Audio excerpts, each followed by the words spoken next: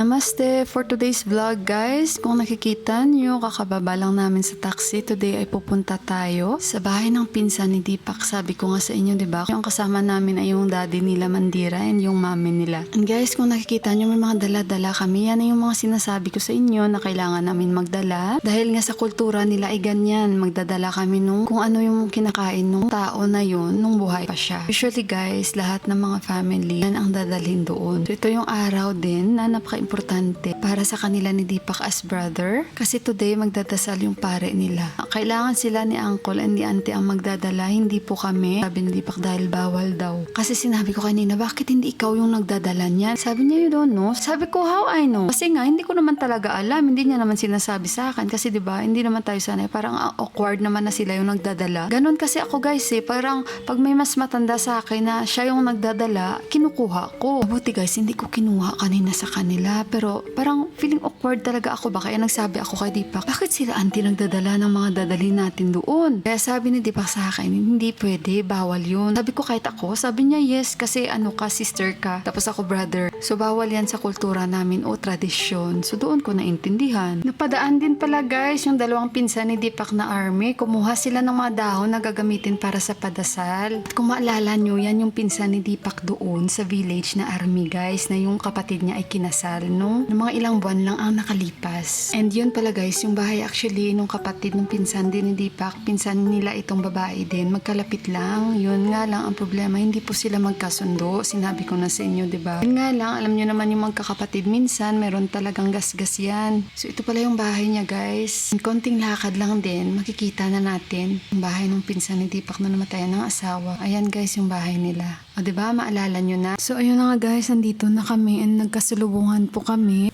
So ayan guys, yung panganay niyang anak. Yun guys, sa kanilang paniniwala din, hindi siya pwedeng hawakan or hindi siya pwedeng batiin dahil bad luck po sa Hindu religion yun. So ayan si Tula Mami guys, asawa ng kuya ni Buwa. And yan yung pangalawang anak guys, yung bunso. Dadasal na sila dito sa extra na lote nitong pinsan ni Deepak. Pwede naman akong kumuha ng video dyan, pero parang feeling awkward lang ako kasi puro yan sila lalaki lahat. And nag-decide ako na akyat na lang. Alam niyo yun guys, habang paakyat ako parang ba yung nararamdaman ko ba, parang naging emotional po ako. Lalong-lalo na makita ko yung picture niya. Si auntie guys, naiyak na siya agad. Kinuha niya agad yung mga dahon kasi gagawa po siya na parang pangpadasal po yan. And kasi dito wala talaga guys, as in wala talaga may tumutulong ba. Ito guys, makikita nyo, ito yung mga sinasabi ko sa inyo, ito ay parang mga offerings po nila sa pamilya ng namatayan. Halo-halo po yan, hindi lang po yan galing sa mga brothers, galing po yan sa ibang relatives, yung iba sa mga kapitbahay po. And guys, nandyan na pala sila auntie, sila Mandira, dumating na sila. And simula nung dumating sila, tinira nila agad yung mga tapari na tinatawag nila and dona. Yan yung parang dahon ata ng narayan guys na ginagamitan nila ng bamboo stick. Parang napaka-secret din sa kanila ang dahon na yan guys kasi yan yung ginagamit nila pag may mga padasal sila o pudya na tinatawag po dito. And handmade po yan, ginagawa talaga nila. Pwede naman silang bumili po pero masyadong mahal na daw. Pero pag binibili po nila yung parang isang pack lang is 50 rupees lang po. Since alam din naman nila gagawin yan, so mas prefer nila ang bumili ng dahon at sila na lang po ang gagawa. Yun nga lang ano, parang naisip ko, parang waste of time. Tulad niyan, parang instead na mas marami pang magagawa or makapagluto pa kami, so katulad niyan, hindi pa kami dyan actually nagluluto guys, and anong oras na? Wala pa talagang may nagluluto. So kaya, syempre ako muna ay kuha ng video, diba? Mag-antayan na lang kami. Kung sinong unang magugutom, maghiwa-hiwa na lang ng mansanas or maghiwa-hiwa na lang ng saging. Patigasan na lang kami ng tiyan ba? Botin malban yun?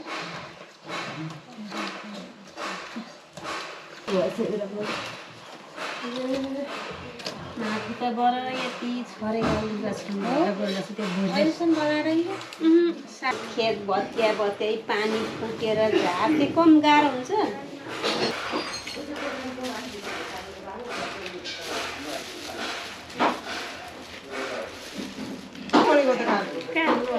छुट्टी लिएर गएर रहेछ मैले गरे पनि खाउँदैन मैले जान्नु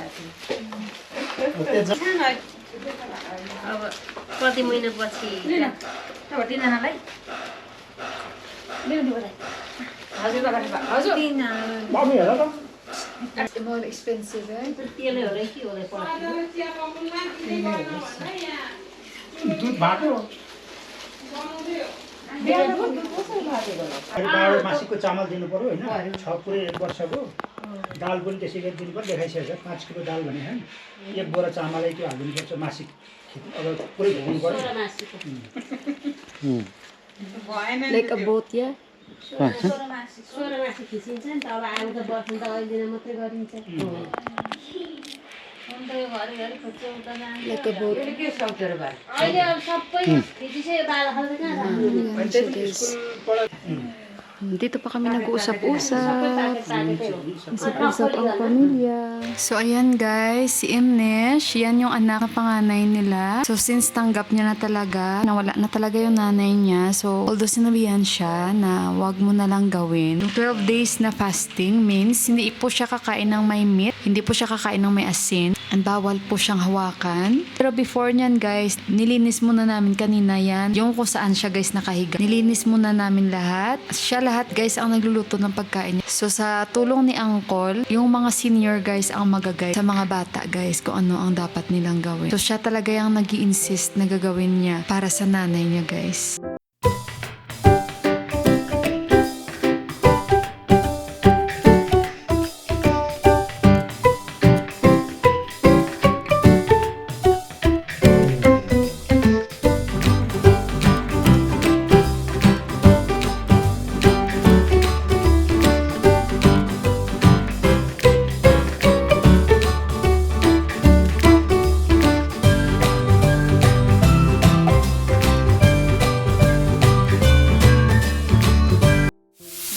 Nag-arrange ako dito kasi may bisita sila. Si Mandira nandun. Dito kami ni Mandira. Siya naman naghugas kanina, ako naghugas. Tulong-tulong kami. Sila ni Ante. Ito yung mga fruits guys, arrange natin. Ito sila. Para ma-arrange.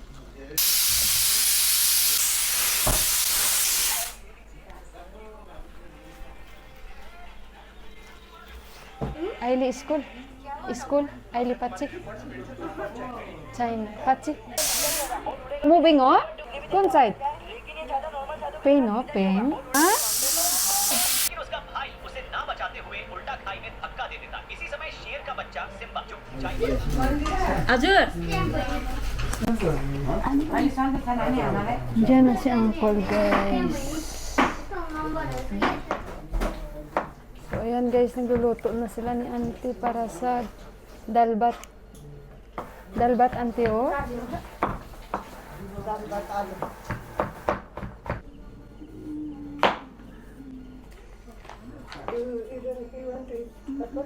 No, too much I eat already Auntie. After it we will go. Also morning I'm not wash this Yeah, we have there also. clothes or We have to wash the dishes. So Saturday is the last.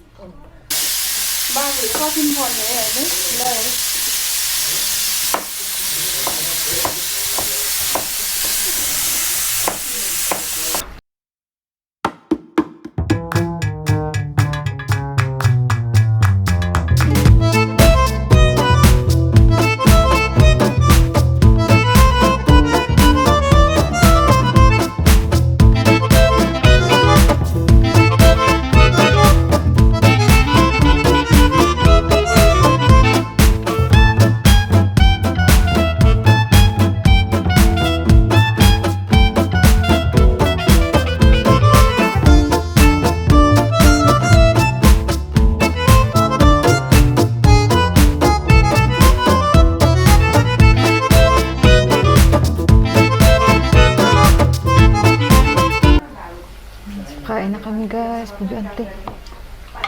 Kain na. Ayun. Kain tayo, si Uncle, kain na kami. Na okay, halitik sa Auntie. अब यो आँखा झिक्ने हुन्न आँखा रातो छ चखो झिक्ने हुन्न Auntie, ramro deri gold. Ramro? Gold ke deri. ल ओके भोलि बक्के कसैले नखा होला Kursana? कसैले Kursani. नभए भएको छैन पहिला पेट पूजा गर्नु हजुरआमा के हो China Raksi. साथी What is the name? Nepali. लीला नो लीला ओरेन्ज Orange.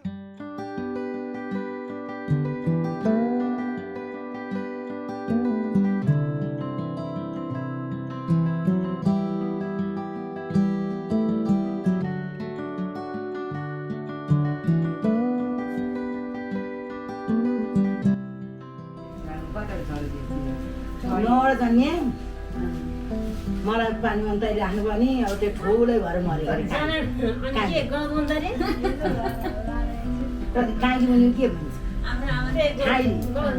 छाइली भन्नुपर्ने छाइली नभने क्या ठुलो भएर मरे भएर 4 वर्ष अब त्यो के अन्त अब नुहाउँ त्यस्तै हो के गर्छ त म जाइरहन जाने होइन कसैले ला त्यसो भन्नु Prakash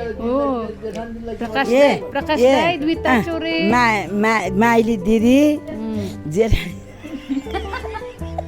आफ्नो आइहाल्यो पर्का छोरो दीपक छोरो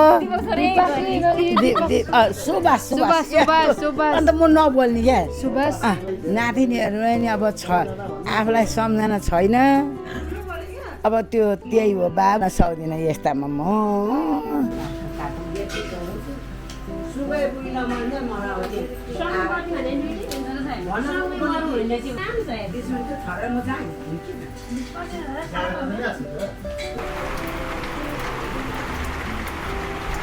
Ulan guys. Paano kami makakauwi nito? Dumating na yung dalawang pinsan ni Deepak, galing sila ng Divisoria. Namili po sila ng mga gamit na para ibigay ito sa pare. Ito yung sinasabi ko sa inyo. Sa Sabado po ito ibibigay. Makikita nyo rin po yan sa vlog ko dahil isi-share ko po sa inyo. And yun pala ang sabi nila is hindi sila magbibigay ng baka. Pera na lang po ang ibibigay nila. At kung ano-ano ang mga iyon, abangan na lang natin sa Sabado.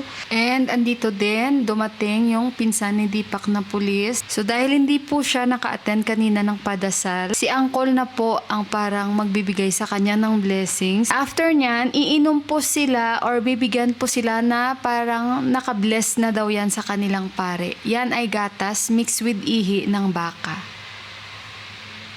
Yung puti na yan na thread ay very sacred po sa kanila. Mga matataas na caste po ang nakasuot lang po ng ganyan. Brahmin at Kshetri. And once po nasuot na po nila yung janay, sila po ay hindi po sila pwedeng kumain ng meat and hindi po sila pwedeng uminom ng alcohol. I will ask, ang daming lemongrass ng pinsan ni Deepak.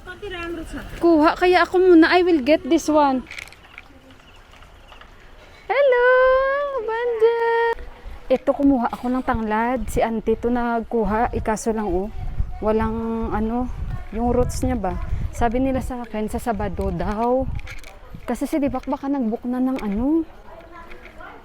ng taxi. At saka ayun guys, magchichismisan pa sila. Pero kasi gusto ko nang magbanyo. Mamaya marami akong kwento sa inyo. Marami akong isi-share sa inyo. So guys, nakakuha tayong tanglad. Kinuha ko, hindi ko alam pa anong gagawin ko dito. Kasi hindi ko man ito maitanim, pero baka magtitinula ako ng manok. Sila ni auntie, nagmumotor lang yun. Marami kami na pag-usapan guys. Tapos nakausap ko kanina yung pinsan ni Deepak. And talagang nilabas niya yung hinanakit niya. Bago yan, magsakay muna sa taxi kasi alam nyo ba? Huwag pa ba? Wala, parang may nagabol sa akin. Parang magbanyo na talaga ako. Guys, nandito na kami sa bahay. Hapon na kami nakauwi. So itong vlog ko, late na ito mapapanood. Yung driver, yung taxi driver na sinakyan namin ngayon, nabigyan ko siya ng ng tanglad dahil panay siya tingin. Sabi niya, ano yan? Yung pangalan. Yung sanipalin, nakalimutan ko. Binigyan ko siya. Tapos, binigay ko sa kanya yung may roots kasi nga nagtatanong siya paano itanim. So since may nasama doon na roots, ibinigay ko. Tapos, kasi sa Sabado kukuha pa ako doon. Tapos si Mandira, nakaantay na dito sa akin. Gawa nga ng ibibigay niya ito guys. Kalahati nito, ibinigay niya dahil kailangan daw namin ito magdala. Ito ba guys ang ito yung ihi ng baka at ng may Kabaho bala guys, ay ambot, ado masuka ko. So ayun, nilabas ko muna yun. So yun yung ihi ng baka guys. Kaya sabi nila, iwisik-wisik daw dito sa buong bahay. Pero sabi ko kay Mandira, hindi ako ang gagawa niyan. Sabi ko, si kuya mo na lang Dipak. Kasi sabi ko, baka magalit yung Panginoon nyo sa akin na wala man akong alam at gagawin ko yan, magwisik-wisik dito. At hindi ko naman yan gagawin. Si Dipak na lang yan. Bahala na siya dyan. Basta at least tinanggap ko kay Mandira kasi hindi ko man alam ang paniniwala nila ba kasi syempre galing tayo sa funeral ceremony. So ayun, ano na lang natin, kumbaga wala namang masama. Sila na lang bahala, irespeto ko na lang. Pero kanina grabe talaga gutom mo. Pero iniisip ko na lang guys na sino pa ba ang inaantay doon kung hindi kami lang naman lahat ng mga buhari na nandoon ba guys. Pero ibang iba talaga sila ba, kakaiba talaga sila. Pero alam mo parang emotional talaga ako kasi pag tuwing nakikita ko yung anak niya, almost magka-age lang sila kasi ni Johan. Grabe guys, parang pag nakatingin lalo ako sa picture niya, parang panay luha ako kasi maalala ko kung gaano siya kabuti sa akin. And parang today, napakagaan ng feeling na kahit papaano, kumbaga nagbigay din ako, simpatya talaga, no, tumulong ako, kumbaga nakisama talaga ako doon. And parang first time ko ma-experience yung ganun dahil nung namatay nga yung brother ni Buhay, hindi kami doon nakapunta sa village gawa nga ng parang that time, ano ba yun? COVID ata? O basta guys, kaya hindi kami talaga nakapunta doon. And itong first time ko ma-witness and first time ko ma-experience na may patay sa family. Oh, and nagkausap din kami ng pinsan ni Dipak. Very emotional din yung pag-uusap namin. And dahil ako, hindi ko rin maiwasan na hindi maluha habang kami ay nag-uusap. Yung result din ng kanyang pagkamatay guys, aside from cancer, is cardiac arrest po siya. Pero tanggap naman talaga na ng pinsan ni Dipak guys, no, na hindi tatagal yung asawa niya. Pero pinapalakas lang daw niya yung kanyang emotion dahil para sa dalawa niyang anak. And sinabihan na daw niya yung panganay niya na anak na maghanda ka sa mga worst scenario na mangyayari sa atin. And kasi daw inisip niya talaga na hindi daw siya magtitel alay dahil ayaw niya daw na isisihin siya ng mga anak niya. And lalong-lalo guys yung maliit, parang ang tibay din ba? Dahil sa mga ganyang edad, iiyak, maghahanap ng nanay, di ba? Hindi talaga siya guys umiiyak kahit kanina, and bukas birthday niya, ako yung naluluwa, panayluwa pag nakikita ko silang dalawa. And yung bata, yung bunso, hindi talaga siya naghahanap sa nanay niya. Sabi ko nga kung naisama din doon ba siya, nakita niya rin ba yung nanay niya na susunugin? Nakita daw. And wala naman daw, parang siya pa daw yung nagsabi sa ibang relatives na wag na lang dalhin. Pero sabi niya, alam mo ate, nakatulong talaga yung dinala nila yung bata na to doon. Dahil hanggang ngayon hindi niya ako tinatanong saan yung nanay niya, anong nangyari. Wala guys, as in wala talaga. Sabi niya, siguro na ano na rin niya, parang na-absorb pero hindi pa 100%. Baka later on magtatanong din siya sa akin. Pero at least, 'di ba, hindi ko tinago sa kanila. Sa ngayon, sabi niya, ang sa akin lang, natatakot ako Ate Mila, sabi niya, kasi hindi ko alam kung paano ko gagampanan ang pagiging isang ina. And at the same time, tatay ako sa kanila. Sabi niya sa akin, sabi niya, and I will try my best na lahat na ibigay ko. Sa ngayon, yun lang, na proud ako sa self ko, na hindi ko ito tinago sa kanila. And ayun guys, natulo. Yung luha niya guys ba, parang, oh my God, parang nakita ko talaga siya na yung bilog ng luha niya lumabas and doon siya nagsabi sa akin. Especially ang pamilya ko, Ate Mila, iniwan nila ako at my hardest time. Sabi niya ganun, hindi ko talaga matanggap, lalo na itong nanay ko, mga kapatid ko. Guys, hindi ko alam yung magiging reaction ko nung sinabi niya sa akin, guys. Hindi ko talaga, guys, alam. And tumahimik lang talaga ako. Kaya sabi ko sa kanya, ipag-pray ko na maging maayos kayong lahat. Dahil pag once maging okay kayo, magiging magaan din yung pag-alis niya, paglakad niya. Sabi ko, and i-guide ka rin niya, maging magaan sa'yo lahat-lahat. Sabi ko ganun. So, ayun guys, at ano pa bang may i-share ko sa inyo, the rest is too personal na ba? And sinabi niya rin sa akin na pag nakaharap na lahat ng buong pamilya, sa ngayon hindi ko to isa-isahin, Ate Mila. Pero sabi niya sa akin, pag makaharap na daw niya lahat ang pamilya, sasabihin niya daw isa-isa ba?